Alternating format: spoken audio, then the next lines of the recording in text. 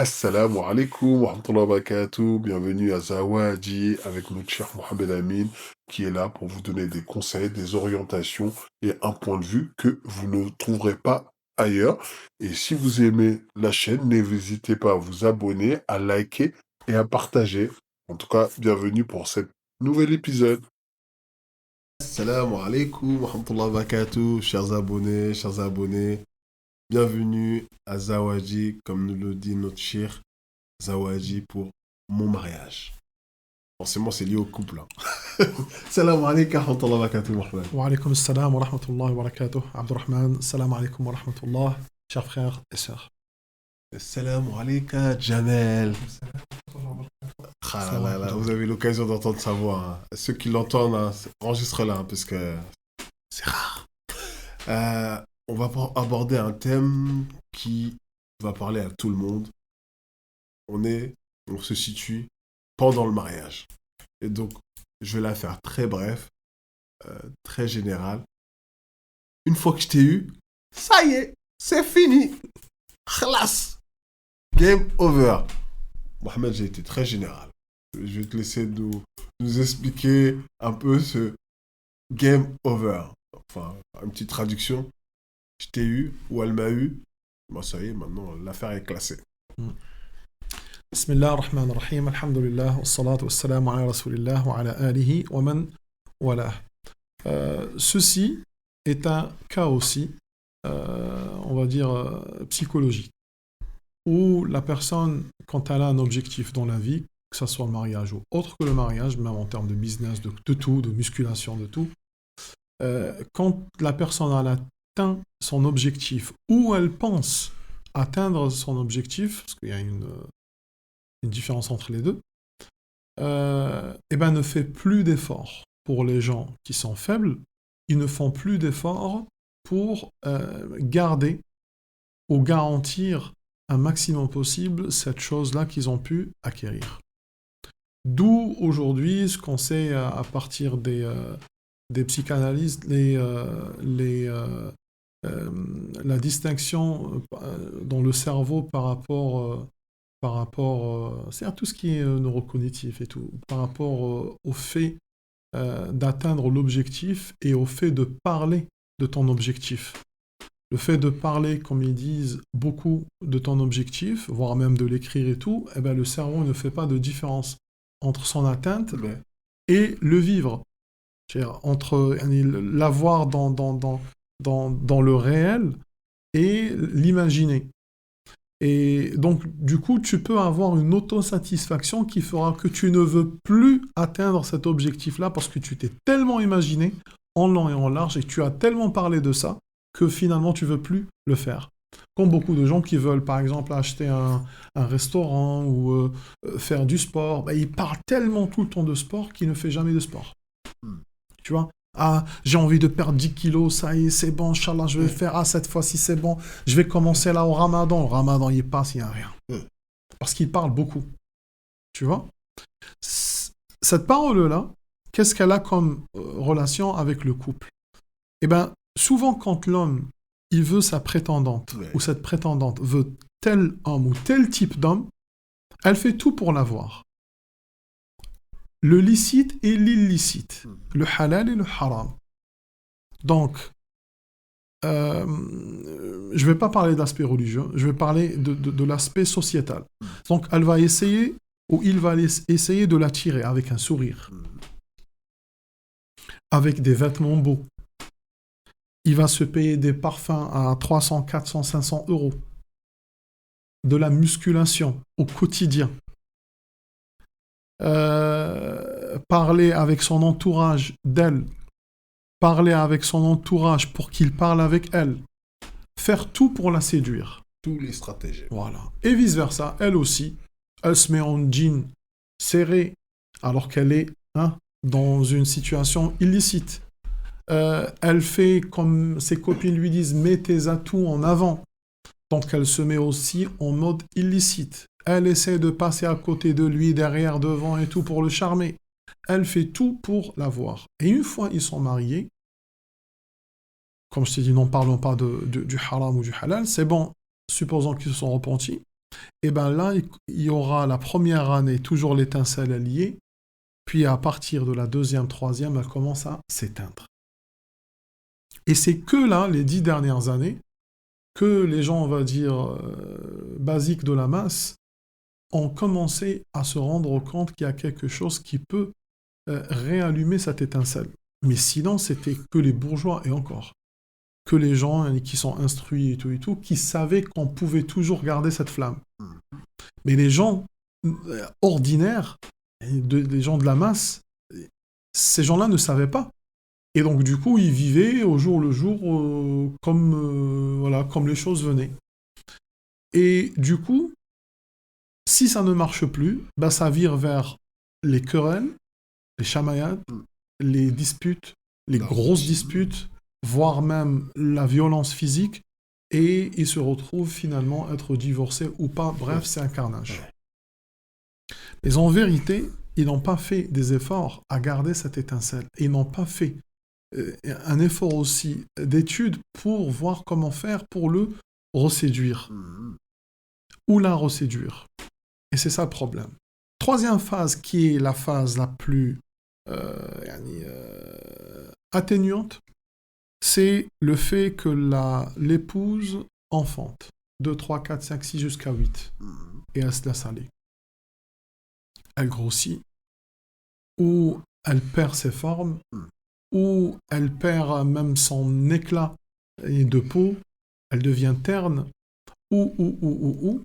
Et des fois, à cause des pilules et ainsi de suite, elle perd les dents. Et donc là, l'homme ne la voit plus comme elle était et il oublie carrément l'image de ce qu'elle était auparavant. Et lui aussi. Donc il y en a ceux qui recourent à la chirurgie esthétique, chose qui n'est pas tolérée en islam. Et puis ça ne réussit pas. D'autres, ça réussit, mais on est dans l'illicite. Et donc on se retrouve dans un engrenage et un tourbillon, subhanallah, qui n'a pas de fin. Bref, le cœur fuit l'autre cœur. Mais s'ils étaient fondés, leur couple était fondé sur de la piété, ben, les cœurs peuvent rester. Mais sans mentir, le physique s'éloigne. Le cœur peut rester. C'est-à-dire, tu peux aimer cette personne vraiment en Allah et l'aimer et la défendre et prendre soin d'elle et tout, mais jusqu'à avoir, par exemple, le rapport charnel et tout. Non, ça, j'y peux plus. Pourquoi ? Parce qu'on est des humains. L'attirance. Physiquement, l'attirance physique, elle n'y est pas. Il n'y a rien qui attire. Donc, si l'homme, il rentre de son travail, il rentre en ayant une odeur très répugnante. S'il a une haleine répugnante, à cause de sa maladie d'estomac ou à cause de ses caries, qui ne traite pas, et parce que lui, il ne se sent pas, donc forcément, les gens ne me sentent pas. Et en plus de cela, il fume, et il boit du café à longueur de journée, il pue. Et ces odeurs-là, que même les anges ne les supportent pas, comment veux-tu que l'aspect ou la jante féminine puisse supporter ça, subhanallah. Il faut qu'elle soit comme toi, il faut qu'elle-même elle aime ça. Ça, c'est d'un côté. Si tes ongles, ils sont tout le temps en couleur verte, voire grise ou noire, c'est sale. Ça prouve que ce qui est à l'intérieur, c'est encore pire. Tu vois ? Si tes orteils, ils sont, excusez-moi, si tes orteils, ils sont pleins de mycoses, subhanallah, t'as tes orteils qui font 2-3 étages, et des fois même des femmes, elles ont ça. Avec des mycoses et tout. Oui, c'est des maladies, mais il faut les traiter. Il faut les traiter bien avant. Il faut les traiter pendant. Il faut les couvrir, il faut faire quelque chose. Bref, il ne faut pas que les gens que j'aime me voient dans cette situation. Parce qu'il y a une bonne partie qui est de la négligence. Et la femme aussi, des fois, il y a des femmes aussi qui ne se nettoient pas, qui n'utilisent pas ce qu'ils appellent aujourd'hui le skincare. Elles camouflent, et ça se voit de l'extérieur, hein. Elles camouflent avec le maquillage les défauts. Ok, mais subhanallah, la peau, ça se voit qu'elle est sale. Au-delà d'être terne, elle est sale, ça se voit. Les senteurs, on est avec eux dans le bus, ou dans le métro, on sent que cette femme, subhanallah, l'odeur qu'elle a, ou l'homme, c'est trop fort. Comment ça se fait qu'il ne se sent pas? Et donc, l'épouse qui a un époux comme ça, elle ne peut pas avoir des rapports charnels avec lui. Elle ne peut pas lui dire ces paroles-là qui plaisent. Et lui aussi, vice-versa. Il ne peut pas lui dire ces paroles qui plaisent. Et s'il est ou si elle est éduquée, et il l'aime en tant que personne, parce qu'il a aimé son âme aussi, au-delà du physique. Donc d'où la réponse à celui qui dit « Ouais, l'amour, c'est pas que le physique et tout », c'est vrai, vous avez raison à 1000%. Donc il tient à elle ou elle tient à lui. Donc en termes de fraternité en islam, en termes d'âme, en termes de tout, il l'aime énormément. Ou elle l'aime énormément. Mais, comme on a dit, pas un point, ni d'avoir le rapport charnel. Donc ils vont éteindre cette relation et ne voudra plus d'elle et ne voudra plus de lui. Mais comme il ne veut pas la lâcher dans la nature parce qu'elle ne peut pas se remarier ou elle va éprouver de la difficulté au sein de sa famille ou des ennemis et tout. Et donc, il va la garder pour qu'elle ne souffre pas, mais il n'y aura plus de rapport. Et c'est ce qui fait généralement que l'homme, comme elle dit, elle, il m'a trompé. Oui, et pourquoi? Et ça, on voit aujourd'hui beaucoup de femmes, même les influenceuses, elles se disent ça. Il t'a trompé, mais ma chérie, si tu prends pas soin de toi, c'est normal qu'il va chercher ailleurs. C'est normal, c'est tout à fait normal.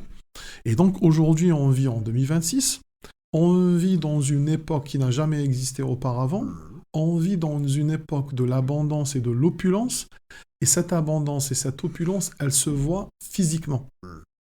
Du coup, aujourd'hui, en parlant d'hommes, parce qu'on est des hommes, quand l'homme il sort, il est confronté à voir cette fitna de femme, cette femme-là qui se plaint de l'homme et qu'on voit en abondance à l'extérieur étant les unes plus belles que les autres, mais chez lui à la maison, il n'y a pas ça. Attends, il y a quelque chose qui n'est pas normal. Et donc, obligé, s'il est beau, par exemple, et c'est lui qui est aussi attrayant, ces femmes-là qui lui font un signe, une fois, deux, trois, il peut succomber lui aussi. Et c'est là où elle peut dire qu'il m'a trompé.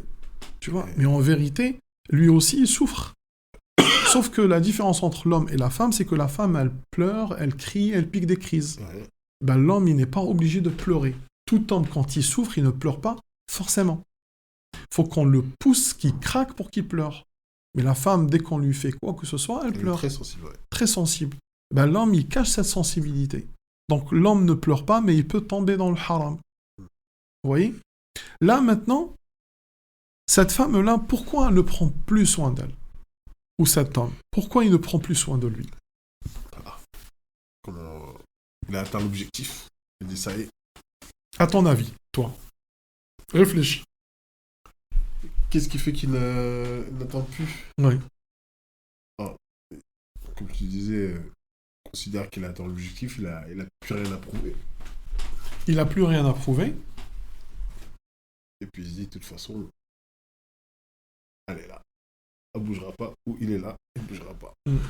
J'ai vu que d'autres aussi confondent entre l'ascétisme, je parle des religieux, entre l'ascétisme, la zuhd, et la négligence de soi. Quelques-uns, ils disent, oui, mais nous, on doit vivre dans l'akhira, nous, on va rentrer au paradis, nous, la vie d'ici-bas, moi, ça me dit rien. Moi, acheter un parfum à temps, ça me dit rien. Faire un chignon ou faire une coiffure comme ci ou comme ça me dit rien. Moi c'est Allah, c'est l'adoration. Du coup, il devient avare. Voilà. Donc, on ne fait pas la différence entre l'ascétisme, qui est le zuhd, qui est le fait de délaisser cette vie d'ici-bas pour l'au-delà, mais on n'a pas compris le concept. On a posé la question à Abdullah ibn Mubarak, rahimahullah ta'ala, et à Sufyan al-Thawri, rahimahullah, qu'est-ce que l'ascétisme, qu'est-ce que le zuhd, qu'est-ce que délaisser la dunya? Il a dit, on lui a posé la question par rapport à une personne qui est riche, il a dit, à condition qu'elle ne soit pas dans ton cœur. C'est ça l'ascétisme. Parce que tu peux être pauvrissime, pas que pauvre, et être une personne extrêmement attachée à la dunya, dans le sens où tu envies tout le monde. Donc être ascète, ce n'est pas de ne pas avoir de l'argent. Être ascète, c'est de ne pas donner de l'importance à ces biens, à cet argent, au détriment de l'au-delà. Et c'est ce que beaucoup ne comprennent pas. Je peux être riche, mais l'argent n'est pas dans mon cœur. Je peux être riche et l'argent est dans ma main. Tu vois? Comme plusieurs compagnons qui étaient ainsi, comme Abdurrahman ibn Auf, radiyallahu anhu wa arda, imagine, lors de sa zakat, il avait ses serviteurs qui travaillent pour lui, et bien ils viennent avec la pioche pour casser les masses d'or qu'il a. Et une fois ils les cassent, ils les prennent, ils les pèsent et ils sortent en tant que zakat. C'est l'équivalent de plusieurs milliards aujourd'hui, ou plusieurs millions, milliards centimes dinars, et plusieurs millions en euros. Tu te rends compte la richesse qu'il avait? Et pourtant, il est voué à rentrer au paradis parmi les premiers. Il fait partie des 10 que le prophète sallam leur a annoncé le paradis directement sans subir de châtiment, ni quoi que ce soit. Maintenant, tu vas me dire, oui, mais la religion, qu'est-ce qu'elle dit dans tout ça? Nous devons pas ni que se contenter de l'amour et de l'eau fraîche et délaisser la dunya et tout. On dit non. Le prophète sallallahu alayhi wa sallam, il a bien dit, plusieurs hadiths parlant de cela. Et justement, ça fait partie des 99 noms d'Allah subhanahu wa ta'ala qui est Al-Jamil. Pas le beau, le très beau. Et Allah, il aime la beauté comme il a dit le prophète sallallahu alayhi wa sallam dans l'authentique. قال إن الله جميل يحب الجمال. Certes qu'Allah il est beau et il aime la beauté. Donc Allah il aime la beauté en tout. La beauté dans la parole, la beauté dans tes doigts, la beauté dans tes ongles, la beauté dans tes orteils, la beauté dans tes yeux, la beauté dans ton regard, la beauté dans ton physique, la beauté dans ton corps, la beauté dans tout. On ne dit pas qu'on n'a pas de défauts. Oui, c'est Allah qui t'a créé ainsi ou pas, mais tu dois faire des efforts pour rendre cette amana d'Allah, ce dépôt qu'il t'a prêté, tu dois prendre soin. Il va le récupérer. C'est pour ça qu'il a dit un second hadith, encore dans ce sens-là, où il a dit, قال النبي صلى الله عليه وسلم, إن لنفسك عليك حق. Certes que ta personne, elle a un droit sur toi. Ça veut dire quoi ça? Ça veut dire que tu vas rendre des comptes sur ça, et elle va venir dire, oh Allah, lui, il n'a pas pris soin de moi. Lui, il ne me laissait pas dormir assez. Lui, il faisait que me faire dormir, au contraire. Il ne me laissait pas me promener. Lui, il ne voulait pas me laisser prier. Lui, il ne voulait pas me faire manger ceci, cela, alors que j'en avais envie. Lui, il était radin avec moi. C'est ta personne. Oui, mais elle n'est pas à toi. C'est pour ça que nous disons, nous appartenons à Allah. Et nous reviendrons à lui. Troisième hadith que beaucoup de gens ne connaissent pas, il est dans Sunan at-Tirmidhi, où le prophète sallallahu alayhi wa sallam a dit « Inna Allah nadhifun yuhibbun nadhafa » Certes qu'Allah est propre. Donc là, c'est au-delà d'être beau. Tu peux être beau, mais crasseux. Et donc là, il est non seulement très beau, mais il est aussi très propre. Subhanallah, imagine, Allah il est très propre. Il n'y a pas quelque chose qui s'appelle salissure, pollution et tout. Donc Allah, il aime la beauté et la propreté en tout. Donc un homme qui rentre chez lui à la maison et il voit que le linge n'est pas lavé, tout est sale, des gousses comme ça de je sais pas quoi, de poussière sur les coins. Il y a quelques filles, on connaît leur vie très généralement. Quand elles sont jeunes, les mamans elles se plaignent d'elles parce qu'elles mettent, aklamakallah, même leurs sous-vêtements derrière leurs vêtements qui sont neufs, elles les cachent juste parce qu'elle a la flemme de les laver et tout. Beaucoup, elles sont comme ça. Et elles grandissent comme ça. Et vite fait, elle a un petit copain. Et vite fait, elle veut se marier. Et vite fait, le petit copain découvre cette fille qui lui a plu à l'extérieur parce qu'elle avait les belles formes, les beaux yeux et les beaux cheveux. Et puis, elle bougeait. Donc, le coq, voilà, il est attiré. Donc, une fois, il veut d'elle. Il a d'elle ce qu'il a eu. Puis il découvre maintenant l'humain avec lequel il va fonder une famille et il veut avoir des enfants. Il dit non. Elle n'est pas apte de prendre soin de mes enfants. Non. Il faut qu'elle prenne soin d'elle. Et d'autres, c'est l'autre extrême. Elles prennent tellement soin d'elles qu'elles le font en public. Donc pour l'extérieur, pour le boulot, pour tout, elles s'exhibent, elles sont en mode défilé. La manicure, la French manicure, la pédicure, la totale de chez Total. Elle dépense comme pas possible de l'argent. Jusqu'à faire du haram, l'épilation des sourcils, et sans parler. Et quand elle est chez elle à la maison, jogging. Ouais. Voilà. En Jogging, mode, elle parle mal, elle est en mode limite elle se met pas en lascar. mode attirante. Voilà. Ça, c'est un type de femme qui est Elle existant. attire l'extérieur, mais pas l'intérieur. Voilà. Ça, c'est un type de femme qui est existant et qui sont beaucoup. Car il y a des femmes qui attirent à ça, qui appellent à ça. Les influenceuses. Voilà. Donc, Mohamed, tu nous avais fait un teasing sur, à un moment donné, quelle était, on va pas dire, l'astuce ou le tips qu'ont trouvé certains pour raviver cette flamme et ne pas tomber dans cette routine et justement redonner ce goût de vouloir reséduire sa femme ou son mari. Chouf, Abdurrahman, هو déjà, il faut que toi, tu sois convaincu que tu dois le faire déjà pour toi-même.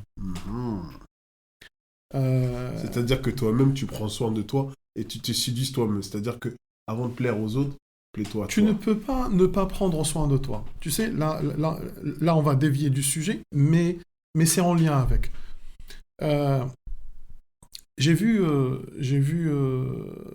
une certaine parole d'un certain monsieur qui vit aux États-Unis. Et lui, il est monté d'Algérie. La vie à l'américaine lui a plu, donc voilà, il a bien profité, mangé, voyagé, il a fait les États et tout. Puis à un certain moment, il a un certain bagage intellectuel. Il est parti faire des entretiens pour le travail. Et donc, il a un très bon bagage. Quand il est rentré, ils ont parlé avec lui, il est dans le domaine du management. Ils lui ont dit, t'es au top en tout, mais on va pas te prendre. Il était choqué. Il a dit, l'entretien se passait super bien. Il m'a dit, je leur ai dit, pourquoi? Ils ont dit, non, c'est bon, voilà. Il m'a dit, j'ai insisté. Quand il a insisté, il a dit, franchement, je partage avec vous ça parce qu'ils m'ont donné une grosse claque et j'ai compris que la vie n'était pas que ce que moi j'ai vu. Tu sais qu'est-ce qu'ils lui ont dit? Ils lui ont dit, on voit que tu fais pas de sport. Il a dit, bah, le sport, qu'est-ce qu'il a à voir avec mes compétences et tout? Ils lui ont dit, nous allions te confier notre entreprise entre tes mains. Si tu ne prends pas soin de ta propre personne, la chose qui est la plus chère que Dieu t'a donnée, ou qu'Allah t'a donnée, comment veux-tu prendre soin des produits ou des choses qui sont outre ta personne? Il a dit, je vous jure, j'étais glacé. Je suis resté comme ça. Je suis sorti, je n'ai même pas su rentrer chez moi à la maison. Et j'ai réfléchi. Il a dit, toutes les fois où je me disais, il faut que je commence le sport. Là, j'ai vu que ce sport auquel j'ai pas donné du tout d'importance, j'ai vu aujourd'hui la chance de ma vie où j'allais toucher des milliers de dollars, et ben à cause du sport, et un sujet banal, même s'il y a un destin d'Allah Azza wa Jal, et ben il est passé sous mon nez. Le sport. Donc prendre soin de soi, c'est une gratification envers toi-même. La dopamine, l'adrénaline, tout se déclenche. L'ocytocine, tout se déclenche en toi. Tu es heureux quand tu te vois. D'ailleurs, on l'a tous. Quand on achète un nouveau truc et on croit qu'il va nous faire plaisir, ben on est heureux. Tu vas me dire, oui, mais dans l'islam, il ne faut pas dépenser et tout. Eh ben, écoute dans l'islam, encore une fois. Il a dit le prophète sallallahu alayhi wa sallam. Donc là, depuis tout à l'heure, on a cité 3 hadiths. Il a dit le prophète sallallahu alayhi wa sallam, قال إن الله يحب أن ترى أثر نعمته على عبده. Certes qu'Allah aime qu'on voie, pas que lui, juste il voit, qu'on voie. Quoi? La trace du bienfait d'Allah sur son esclave. C'est-à-dire quoi? C'est-à-dire Allah, il veut que tu fasses voir aux gens. Mais attention, il y a les limites, parce qu'on a d'autres hadiths qui te limitent. Parce que sinon, il y aura des gens qui vont dire, bah, Allah, il aime que je fasse voir mes cuisses. Moi, j'ai des cuisses hyper musclées et tout. On va sortir le gars en short. Non, c'est pas ça le sens. Dans le cas, toujours, du licite et l'illicite. Et donc, si tu es riche, Allah, il n'aime pas du tout que tu vives comme un pauvre. Du tout. Il veut pas de l'ostentation, mais il veut que tu Mais il veut pas de la radinerie. il veut que tu montres la noblesse Voilà. que tu as au travers Voilà. de cette richesse. Voilà. C'est pour ça qu'il a dit Anas ibn Malik, radiyallahu anhu wa ardah, dans le Bukhari, il a dit le jour de l'Aïd, et Abdullah ibn Abbas aussi, on a offert au prophète sallallahu alayhi wa sallam une bourda hamra, une cape rouge. Regarde ce qu'ils disent. Il s'est vêtu d'elle et il a prêché. Certes qu'on n'a jamais vu un homme aussi beau que le prophète sallallahu alayhi wa sallam ce jour-là. Jamais. Et ils ont dit aussi dans leur hadith, aussi dans l'authentique, certes que le prophète sallallahu alayhi wa sallam souriait beaucoup. Et on n'a jamais vu une personne aussi belle que lui quand il souriait. Comme si son visage scintillait. Tu vois, il y a des gens qui ont des yeux qui scintillent. Des yeux ordinaires, de façon ordinaire, tu vois que ses yeux brillent, subhanallah. Et bien le prophète, tout son visage brillait. Tu vois, tellement il était beau. Et donc, ça a envoyé de la beauté aussi dans les cœurs des gens. Ils sont heureux. Donc, Allah, il aime voir la beauté. Si tu as de l'argent, oui, tu peux t'acheter une belle maison. Si tu as de l'argent, oui, tu peux t'acheter de beaux vêtements. Mais sans ostentation, sans dire que je suis, et je suis, et je suis, et je suis. Et ceci n'est pas contre l'islam. Maintenant, quand ça devient contre l'islam, c'est quand tu deviens arrogant avec. C'est quand tu veux que tout le monde te voit avec. C'est quand tu délaisses ton adoration à cause de ça. C'est quand tu vas vers le haram.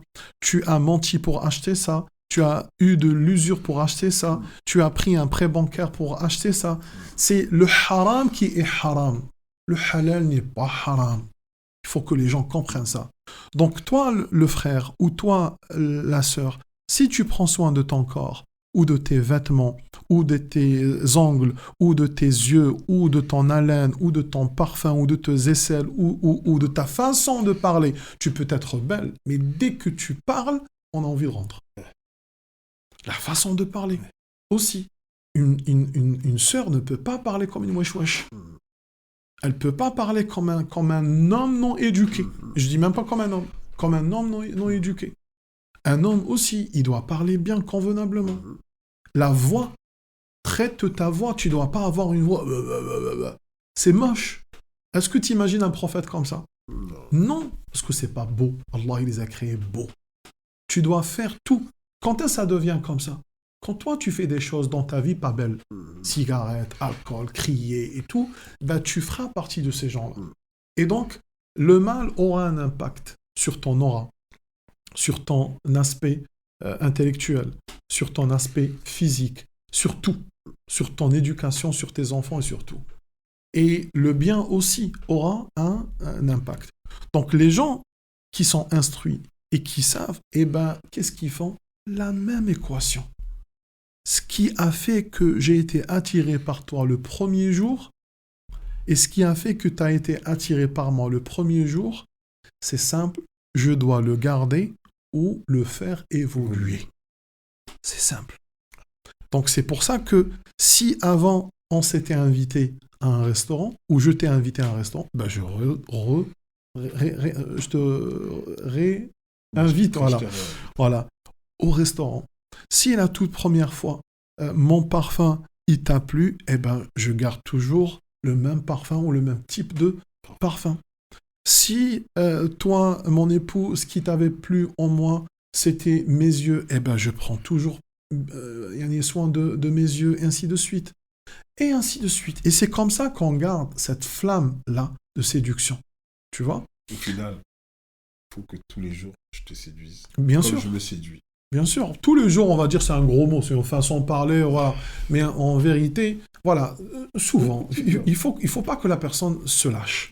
Faut pas que t'as pas le droit. T'as pas le droit. Maintenant, on l'a prouvé religieusement, t'as pas le droit de céder. Sauf si tu as subi, mentalement parlant, une épée Damoclès, quelque chose de dur. Je sais pas, ton père il est mort, ou ta mère elle est morte, ou tes enfants sont morts à accident. Là, on comprend mentalement, donc là, on n'est plus dans ça. Mm. On Et est... s'il y a un événement, on C'est va une dire charge exceptionnel. émotionnelle forte, tu vois. Donc là, au contraire, je dois soutenir cette personne que je chéris, je dois l'aider, et ainsi de suite.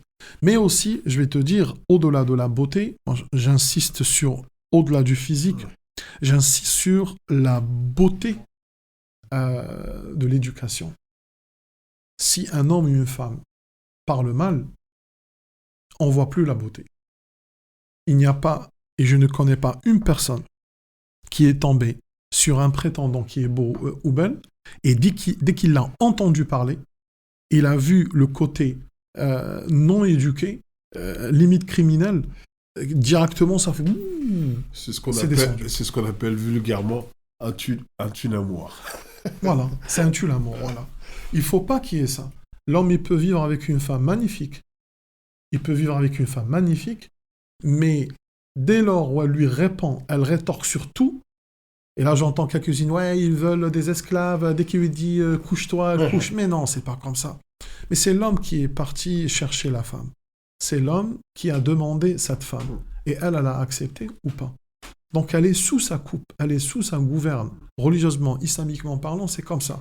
Ils sont pas kiff-kiff, ils sont pas au même niveau. Ça, il faut l'accepter. Si la femme ne l'accepte pas, elle sera tout le temps en conflit avec l'homme, sauf si elle aura un agneau. Tu vois. Mais religieusement, par Allah, si la femme elle reconnaît son statut dans l'islam et l'homme il reconnaît son statut et ses obligations dans l'islam, ils vivront en osmose. Si elle veut reprendre son rôle, et beaucoup de femmes ont repris le rôle des hommes parce que ou les hommes ne sont pas des hommes, c'est elle qui subvient aux besoins et elle fait le tout, ou carrément c'est vraiment un lâche et il lui fait vivre des misères. Bref, dans tous les cas, quand la femme elle ne patiente pas et elle sort la mocheté au-delà du physique, la mocheté de sa bouche, et ben l'époux, qu'il réponde ou pas, il met une croix. Il dit cette femme, non. Sa maman, qui est une femme, quand elle va l'entendre comment elle lui parle, elle dit, non, je ne veux plus jamais qu'elle reste avec mon fils. Tu vois? En tout cas, mesdames et messieurs, je pense que vous avez entendu le message. Prenez soin de vous. Ne vous négligez pas. Et faites en sorte de rester dire, comme au premier jour, madame et messieurs. Donc, mesdames, messieurs, ne soyez pas surpris si vous remettez du parfum. C'est comme au premier jour. Ouais, il faut s'organiser. Voilà. Il y a l'aspect, ce qui gère tout cela, c'est l'aspect religieux. Il y a le côté éducation. Il faut que je sois beau en termes d'éducation, savoir, comme on a dit, comment regarder, comment observer, comment m'asseoir. Moi, j'ai eu des gens, voilà, des femmes où on est assis dans une certaine situation où la femme, elle te met ses pieds nus presque devant ton visage. Cette femme, je la marierai jamais, moi, à mon fils. Impossible. C'est une lascarde. Et elle est au TikTok, tac, tac, tac, tac, tac, tac, tac. Ouais, papa, ce que je t'ai dit, nanana. Et t'as pas 10 ans, toi. C'est des femmes. Un homme ne peut pas étendre son pied devant un homme. C'est haïb, c'est chouma, comme ils disent. Comment une femme peut faire ça? Tu vois? Donc maintenant, on dit, ouais, c'est pas mal intentionné, c'est juste une erreur. Oui, je sais que c'est une erreur, sinon pourquoi on est dans cette situation? Mais elle, j'ai appris d'où elle vient. Qui est-elle? J'ai compris le potentiel du mal qu'elle peut avoir au sein de sa petite famille et la belle famille. La belle-mère, elle aura de gros problèmes. D'office.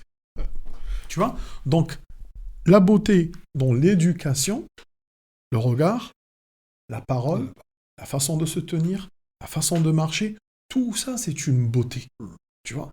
L'instruction, puis la beauté physique, qui passe en deuxième position maintenant. Mais elle est en première position avant le mariage. Et une fois on se marie, elle devient en deuxième position. Une fois l'homme il se marie, l'homme il veut une vraie femme. Il veut pas le physique. Le physique il passe en dernier. Mais avant de se marier, c'est normal, je la connais même pas. Je veux l'attirance physique. Mais une fois je l'ai, je veux la femme. Et bien aussi pour la femme, elle est attirée par un homme pour son aspect physique. Il est grand, il a de larges épaules, il est ceci, il est cela. Puis, une fois elle discute avec lui, elle voit qu'il est plausible, qu'il parle bien, il est éduqué et tout, elle dit, attends, celui-là, je vais pas le quitter. Tu vois? Et plus il a des atouts, et plus elle va l'aimer s'attacher à quoi? À sa personne, à son personnage qu'il joue, et à sa personnalité. Tu vois? Et donc, elle va créer des liens. Et donc, et tout ça, mes chers frères et sœurs, tout ça, ce sont les recommandations de notre Seigneur subhanahu wa ta'ala et le prophète sallallahu alayhi wa sallam. À un point, le prophète sallallahu alayhi wa sallam, il a dit que si l'un d'entre vous, il est en plein voyage et il rentre la nuit, qu'il ne rentre pas chez lui. Qu'il ne rentre pas chez lui. Et il a cité pourquoi. Il se peut qu'il trouve son épouse étant sha'atha, yani son état de ses cheveux ou son allure est dans un état et pas bien. Dans le sens où peut-être, surtout à l'époque, peut-être elle est partie chercher du hatab, comme on appelle ça, du bois, peut-être qu'elle était dans le fourneau à l'extérieur, peut-être. Et donc, il va voir d'elle ce qu'il déteste et du coup, il va la détester. Donc, ne rentre pas à l'improviste. Donc, regarde encore l'islam, il gère même l'aspect chronologique. Yani, il n'y a pas quelque chose qui s'appelle « ouais, je vais rentrer en surprise ». Il n'y a pas de surprise dans l'islam. Tu dois avertir ton épouse que tu viendras ce soir ou l'après-midi ou à telle heure ou de telle à telle heure et pour qu'elle, elle se prépare. Voilà.